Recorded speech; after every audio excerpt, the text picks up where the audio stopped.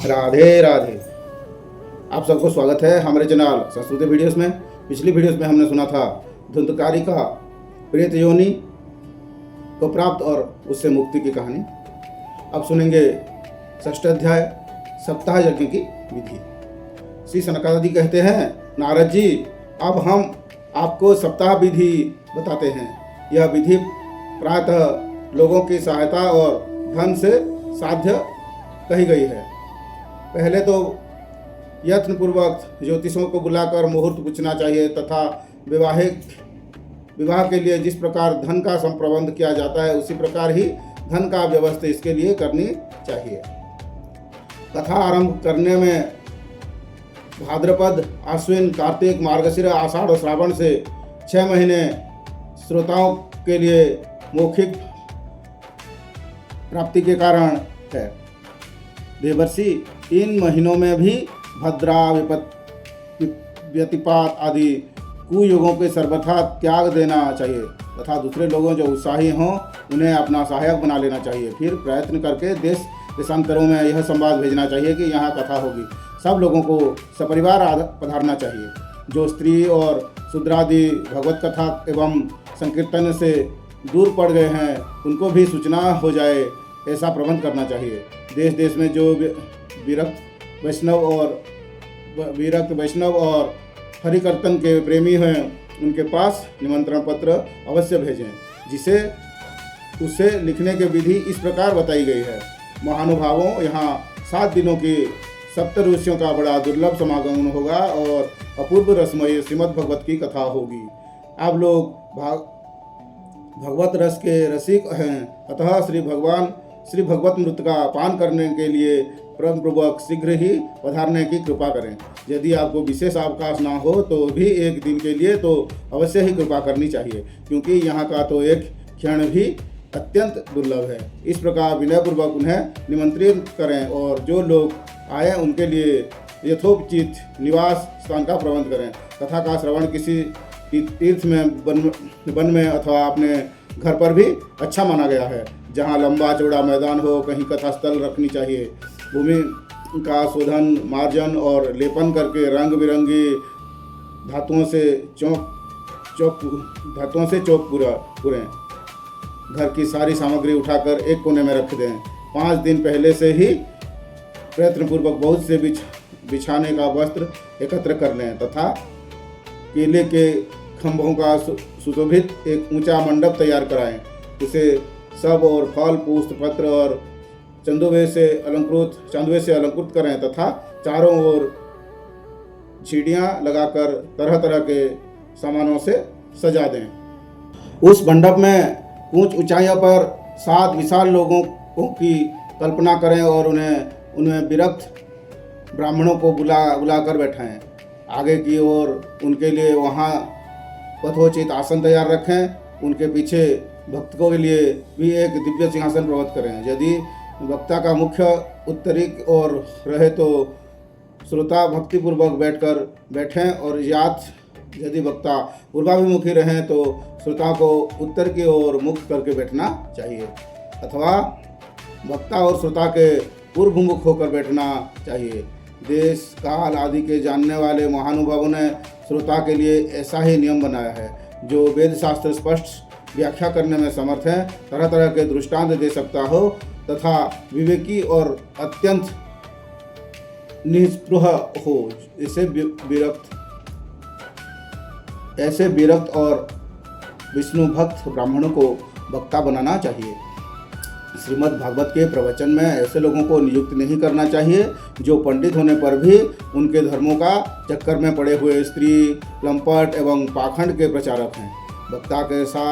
वक्ता के पास ही उसकी सहायता के लिए एक वैसा ही विद्वान और स्थापित करना चाहिए, वह भी सब प्रकार के संशयों की निवृत्ति करने में समर्थ और लोगों को समझाने में कुशल हो तथा प्रारंभ के दिन से 1 दिन पूर्व व्रत ग्रहण करने के लिए वक्ता को और क्षौर कर लेना चाहिए तथा अरुणोदय के समय सोच से निवृत्त होकर अच्छी तरह स्नान करें और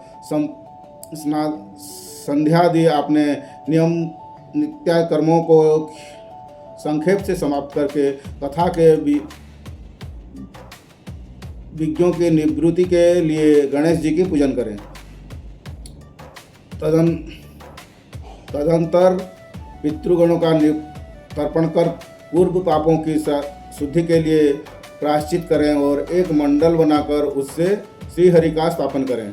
फिर भगवान श्री कृष्ण की ओर लक्ष्य करके मंत्रोच्चारण पूर्वक क्रमशः षोडशोपचार विधि से पूजन करें और उनके पश्चात प्रदक्षिणी तथा नमस्कार आदि कर उस प्रकार स्तुति करें। करुणानिधान मैं संसार सागर में डूबा हुआ और बड़ा दीन हूँ। कर्मों के मोहरूपी ग्रहों ने मुझे पकड़ रखा है।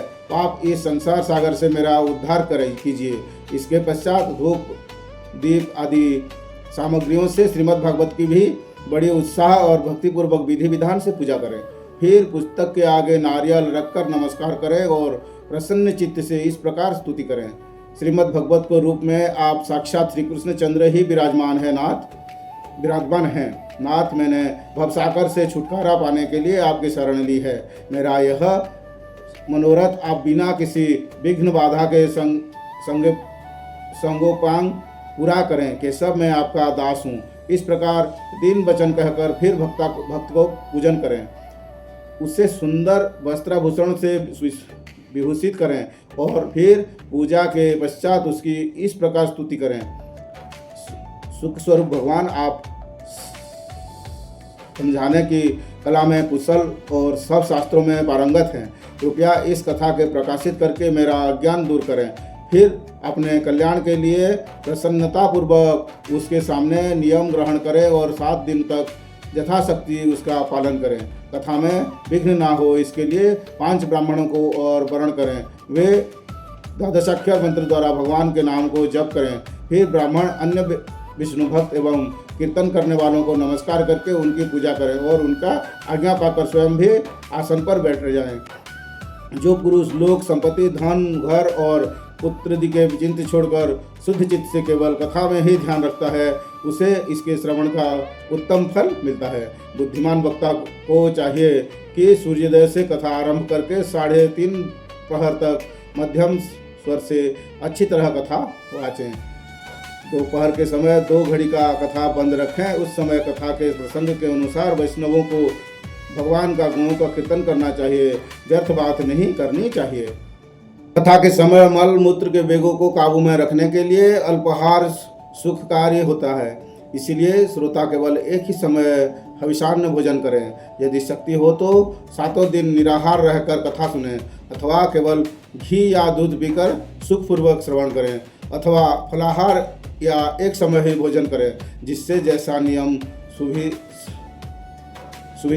सुविधे से सक सकें उसको कथा श्रवण के लिए ग्रहण करें।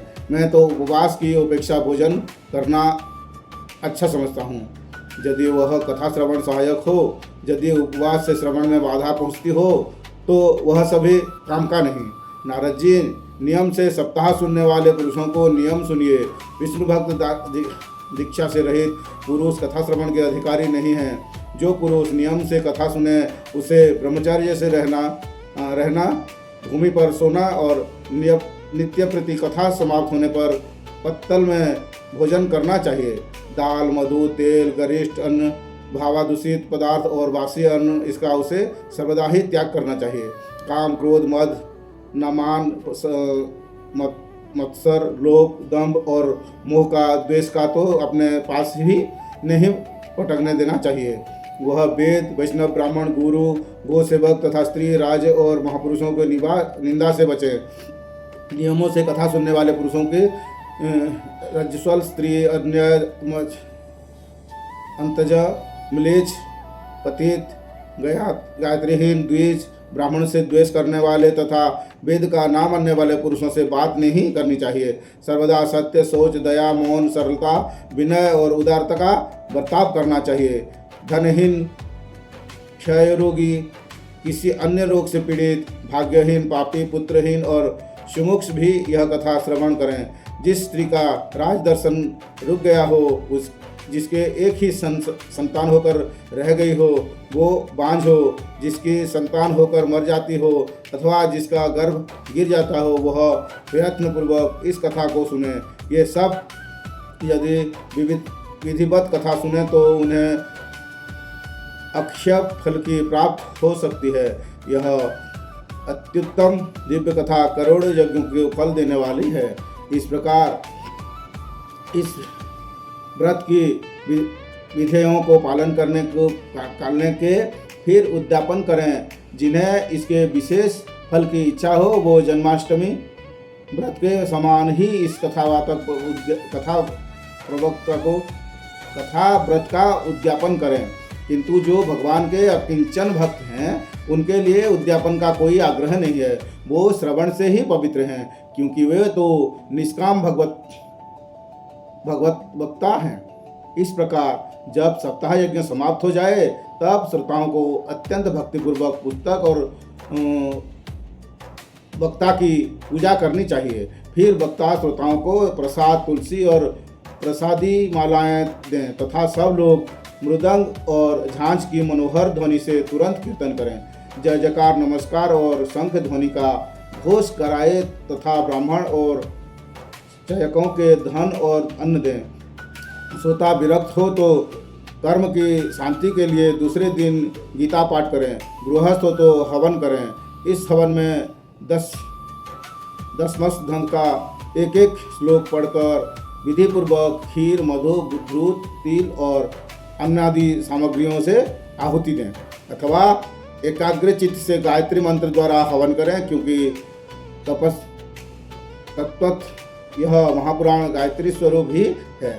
हमें करने की शक्ति ना हो तो इसका फल प्राप्त करने के लिए ब्राह्मणों को हवन सामग्री दान करें तथा नाना प्रकार की त्रुटियों दूर करने के लिए और विधि में जो न्यूनधिकता रह गई हो इसके दोषों की शांति के लिए विष्णु सहस्त्र नाम पाठ करें। उससे सभी कर्म सफल हो जाते हैं, क्योंकि कोई भी कर्म सबसे बढ़कर माना जाता है। फिर 12 ब्राह्मणों को खीर और मधु आदि उत्तम पदार्थ खिलाएं तथा व्रत की पूर्ति के लिए गौ और स्वर्ण का दान करें। सामर्थ्य हो तो 3 तोले सोने का एक सिंहासन बनवाएं। उस पर सुंदर अक्षर में लिखी हुई भगवत गीता का पोथी रखकर उसकी आवाहनादि विविध उपचारों से पूजा करें और फिर जितेंद्रिय आचार्य को उसका व्रत आभूषण एवं गंधादि से पूजन कर दक्षिणा के सहित समर्पण कर दें।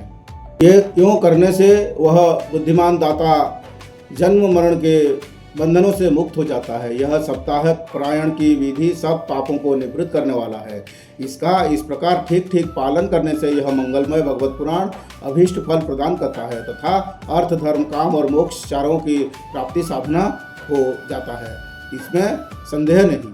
सनकादि कहते हैं, नारद जी, इस प्रकार तुम्हें यह सप्ताह श्रवण की विधि हमने पूरी सुना दी। अब और क्या सुनना चाहते हो? इस श्रीमद् भगवत से भोग और मोक्ष दोनों ही हाथ लग जाते हैं। सूत जी कहते हैं, सैनक जी, ये कहकर महामुनि सनकादि ने 1 सप्ताह तक विधिपूर्वक इस सर्वपाप नाशिनी परम पवित्र तथा भोग और मोक्ष प्रदान करे भगवत कथा का प्रवचन किया। सब प्राणियों ने नियम पूर्वक इसे श्रवण किया।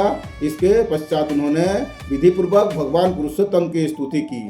कथा के अंत में ज्ञान, वैराग्य और भक्ति को बड़ी पुष्टि मिली और वे तीनों एकदम तरुण होकर सब जीवों के चित्त अपनी ओर आकर्षित करने लगे। अपना मनोरथ पूरा होने से नारद जी भी बड़ी प्रसन्नता हुई। उनके सारे शरीर में रोमांच हो गया और वे परमानंद से पूर्ण हो गए। इस प्रकार कथा श्रवण करके भगवान के प्यारे नारद जी हाथ जोड़कर प्रेम गदगद वाणी से सनकादि से कहने लगे। नारद जी ने कहा, मैं धन्य हूँ, आप लोगों ने करुणा करके मुझे बड़ी ही अनुग्रहित किया है। आज मुझे सर्वपरिहरी भगवान श्रीहरि की ही प्राप्त हो गई। सब तपोधनों, मैं श्रीमद् भगवत श्रवण को ही सब धर्मों से श्रेष्ठ मानता हूँ, क्योंकि जिसके श्रवण से वैकुंठ गोलक बिहारी श्री कृष्ण जी की प्राप्ति होती है। सूत जी कहते हैं, सैनक जी, वैष्णव श्रेष्ठ नारद जी कह ही रहे थे कि वहाँ घूमते घूमते जोगेश्वर सुखदेव जी आ गए। कथा समाप्त होते ही व्यास नंदन सुखदेव जी वहाँ पधारे। 16 वर्ष की सी आयु आत्मलोभ से पूर्ण ज्ञान रूपी महासागर का सर्वधन करने के लिए चंद्रमा के समान वे प्रेम से धीरे धीरे श्रीमद् भगवत का पाठ कर रहे थे। परम तेजस्वी सुखदेव जी को देखकर सारे सभासद झटपट खड़े हो गए और उन्हें एक ऊंचा आसन पर बैठाया। फिर देवर्षि नारद जी ने उनका प्रेम पूर्वक पूजन किया। उन्होंने सुखपूर्वक बैठकर कहा, आप लोग मेरे निर्बल वाणी सुनिए। सुखदेव जी ने बोले, रसिक एवं भावुक जन, यह श्रीमद् भगवत देवरूप कल्पवृक्ष का परिपक्व फल है। श्री सुखदेव रूप सुख के मुख का संयोग होने से आत्मरस अमृत रस परिपूर्ण है। यह रस ही रस है, इसमें ना छिलका है ना गुठली। यह इसी लोक में सुलभ है। जब तक शरीर में चेतना रहे तब तक आप लोग बार बार इसका पान करें। महामुनि व्यासदेव ने श्रीमद् भगवत महापुराण की रचना की है। इससे निष्काम परम धर्म का निरूपण है। इसमें शुद्धांतकरण सत्पुरुषों के जानने योग्य कल्याणकारी वास्तविक वस्तु का वर्णन है, जिसमें तीनों तपों की शांति होती है। इसका आश्रय लेने पर दूसरे शास्त्र अथवा साधन की आवश्यकता नहीं रहती। जब किसी पुण्यवान पुरुष इसके श्रवण की इच्छा करते हैं तभी ईश्वर अविलंब उनके हृदय में अवरुद्ध हो जाता है। यह भगवत पुराण का तिलक और वैष्णवों के धन है। इसमें परम हंसों के प्राप्त विशुद्ध ज्ञान का ही वर्णन किया गया है तथा ज्ञान वैराग्य और भक्ति के सहित निवृत्ति मार्ग का प्रकाशित किया गया है। जो पुरुष भक्तिपूर्वक इसका श्रवण पठन और मनन में तत्पर रहता है वह मुक्त हो जाता है। यह रस स्वर्गलोक, सत्यलोक, कैलाश और वैकुंठ में ही नहीं है। इसलिए भगवान श्रोताओं, तुम इसका खूब पान करो, इसे कभी मत छोड़ो। सुख जी कहते हैं, सुखदेव जी इस प्रकार कह ही रहे थे कि उसी सभा के बीचों बीच प्रहलाद वाले उद्धव और अर्जुन आदि पार्षदों के सहित साक्षात श्रीहरि प्रकट हो गए। तब देवर्षि नारद ने भगवान और उनके भक्तों की यथोचित पूजा की। भगवान के प्रसन्न देखकर देवर्षि ने उन्हें एक विशाल सिंहासन पर बैठा दिया और सब लोग उनके सामने संकीर्तन करने लगे। इसी कीर्तन का देखने के लिए श्री पार्वती जी के सहित महादेव जी और ब्रह्मा जी भी आ गए। कीर्तन आरंभ हुआ। प्रहलाद जी तो चंचल गति फुर्तीले होने के कारण करताल बजाने लगे। उद्धव जी ने झांझ उठा ली। देवर्षि नारद वीणा की ध्वनि करने लगे। स्वर विज्ञान गान में कुशल होने के कारण अर्जुन राग आलापने लगे। इंद्र ने मृदंग बजाना आरंभ कर दिया। सनकादि बीच बीच में जय घोष करने लगे और इन सब के आगे सुखदेव जी तरह तरह के सरस अंग भंगी करके भाव बताने लगे। इन सब के बीच में परम तेजस्वी भक्ति, ज्ञान और वैराग्य नाट के समान नाचने लगे। ऐसा अलौकिक कीर्तन देखकर भगवान प्रसन्न हो गए और उन्हें इस प्रकार कहने लगे, मैं तुम्हारी इस कथा और कीर्तन से बहुत प्रसन्न हूँ। तुम्हारे भक्ति भावने से इस समय मुझे अपने वश में कर लिया है, अतः तुम लोग मुझसे वर मांगो। भगवान के ये वचन सुनकर सब लोग बड़े प्रसन्न हुए और परमानंद चित्त से भगवान से कहने लगे, भगवान हमारी यह अभिलाषा है कि भविष्य में भी जहाँ कहाँ सप्ताह की कथा हो वहाँ आप इन पार्षदों के सहित अवश्य पधारें।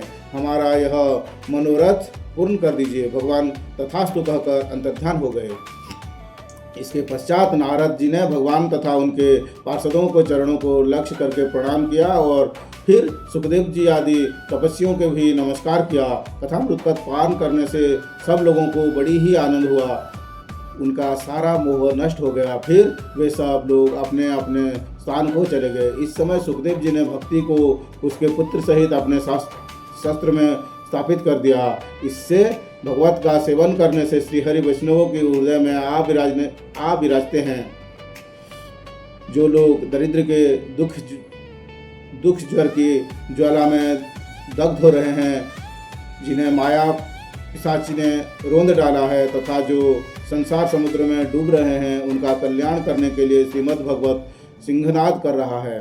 सनक जी ने पूछा, सूत जी, सुखदेव जी ने राजा परीक्षित को गोकर्ण, धुंधकारी और सनकादि ने नारद को किस किस समय यह ग्रंथ सुनाया था, मेरा यह संशय दूर कीजिए। सूत जी ने कहा, भगवान श्री कृष्ण के स्वधागमन के बाद कलियुग के 30 वर्ष में कुछ अधिक बीत जाने पर भाद्रपद मास की शुक्ल नवमी को सुखदेव जी ने कथा आरंभ की थी। राजा परीक्षित के कथा सुनने के बाद कलियुग के 200 वर्ष बीत जाने पर आषाढ़ मास की शुक्ल नवमी को गोकर्ण जी ने यह कथा सुनाई थी। इसके पीछे कलियुग के 30 वर्ष और निकल जाने पर कार्तिक शुक्ल नवमी से सनकादि ने कथा आरंभ की थी। निष्पाप सनक जी ने आपने जो कुछ पूछा था उसका उत्तर मैंने आपको दे दिया। इस कलियुग में भगवत की कथा भवरोग की रामबाण औषध है। संत जन, आप लोग आदर पूर्वक इस कथामृत का पान कीजिए। यह श्री कृष्ण का अत्यंत प्रिय, संपूर्ण पापों के नाश करने वाला, मुक्ति का एकमात्र कारण और भक्ति को बढ़ाने वाला है। लोक में अन्य कल्याणकारी साधनों का विचार करने और तीर्थों का सेवन करने से क्या होगा। अपने दूत को हाथ में पास लिए देखकर यमराज उसके कान में कहते हैं, देखो, जो भगवत की कथा वार्ता में मत हो रहे हों उनसे दूर रहना। मैं औरों की ही दंड देने की शक्ति रखता हूँ, वैष्णवों को नहीं। इस आसार संसार में विषय रूपी विष की अस्तित्व के कारण व्याकुल बुद्धि वाले पुरुषों अपने कल्याण के उद्देश्य में आधे क्षण के लिए भी इस सुख कथा रूप अनुपम सुधा का पान करें। प्यारे भाइयों, निंदित कथाओं से मुक्त कुपथों में व्यर्थ ही क्यों भटक रहे हो। इस कथा के कान में प्रवेश करते ही मुक्ति हो जाता है। इस बात के साक्षी राजा परीक्षित हैं। सुखदेव जी ने प्रेम रस के प्रवाह में स्थित होकर इस कथा को कहा था। इसका जिसके कंठ से संबंध हो जाता है वह वैकुंठ का स्वामी बन जाता है। सैनक जी, मैंने अनेक शास्त्रों को देखकर आपको यह परम गोप्य रहस्य अभी सुनाया है। सब शास्त्रों के सिद्धांतों को यही निचोड़ा है। संसार में इस सुख शास्त्र के अधिक पवित्र और कोई वस्तु नहीं है। अतः आप लोग परमानंद की प्रत्येक प्राप्ति के लिए इस 12 स्कंद रूप रस का पान करें। जो पुरुष नियम पूर्वक इस कथा का भक्ति से भाव से श्रवण करता है और जो शुद्धांतकरण भगवत को समान इससे सुनता है, वो दोनों ही विधि का पूरा पालन करने के कारण इसका यथार्थ फल प्राप्त है। इसके लिए त्रिलोकों में कुछ भी असाध्य नहीं रह जाता। इति श्री पद्मपुराणे उत्तराखंडे श्रीमद्भगवत महात्म्ये श्रवण विधि कथन नाम 6ष्ठोऽध्याय। राधे राधे।